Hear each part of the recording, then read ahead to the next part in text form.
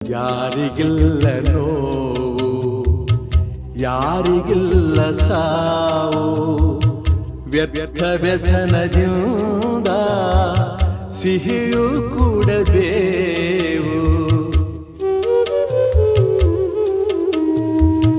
ಬಾಡುವೊಂದು ಸಂತೆ, ಸಂತೆ ತುಂಬ ಚಿಂತೆ, ಮಧ್ಯಮದಗಳಿಂದ ಚಿಂತೆ ಬೆಳೆಯುವುದಂತೆ.